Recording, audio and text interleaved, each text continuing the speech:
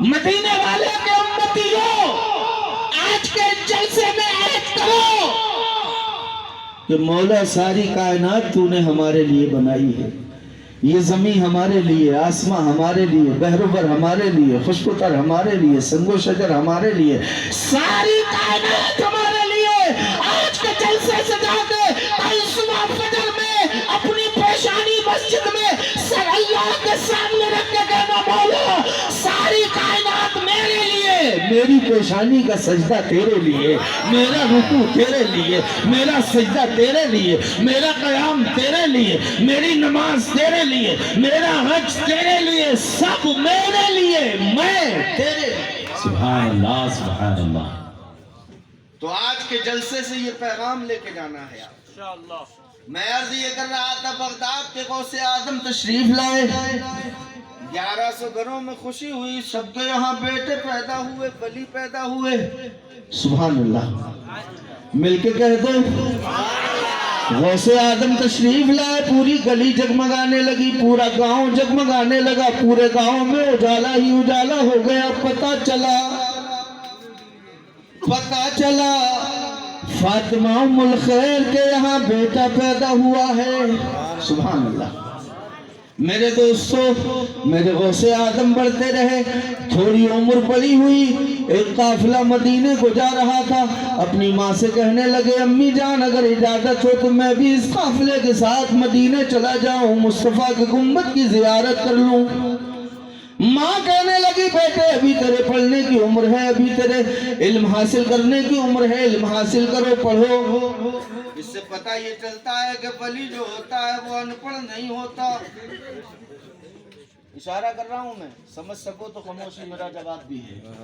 پیر ان پڑھ نہیں ہو سکتا۔ اب جب ان سے پڑھے لکھے ہونے کی بات کرو تو کہتے ہیں یہ سب مولوی ہیں، یہ سب عالم ہیں، ان کی بات الگ ہے، ہماری بات الگ ہے۔ میں کہتا ہوں کیا تمہاری شریعت میرے غوث سے الگ ہے؟ سارے پیروں کے پیر، ماں کہتی ہے بیٹے پڑھنے جاؤ۔ غوث اعظم پڑھنے کے لیے جب چلے تو دیکھتے ہیں دائیں بھی فرشتے ہیں، بائیں بھی فرشتے ہیں، آگے بھی فرشتے ہیں، پیچھے بھی فرشتے ہیں۔ ایک فرشتہ آگے جا کے گیٹ کھولتا ہے، کہتا بچوں کھڑے ہو جاؤ، ولیوں کا سردار عبد القادر آ رہا ہے۔ سبحان اللہ سبحان اللہ۔ قافلہ جب مدینے چلا گیا، مدینے جانے لگا، کہنے لگے امی اگر اجازت ہو تو میں چھت پہ چڑھ کے کم سے کم اس قافلے کی گرد ہی دیکھ لوں۔ غوث اعظم چھت کو چڑھے، دیکھا اندھیرا چھا گیا، قافلے کی گرد بھی نظر نہیں آئی، دھول بھی نظر نہیں آئی، اداس ہو گئے۔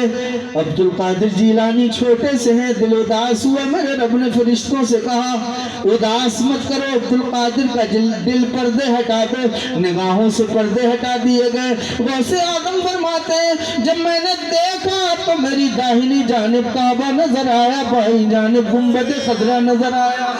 سبحان اللہ سبحان اللہ سبحان اللہ سبحان اللہ۔ میرے غوث اعظم گھر سے نکلے، 18 سال کی عمر ہے، بغداد پہنچے۔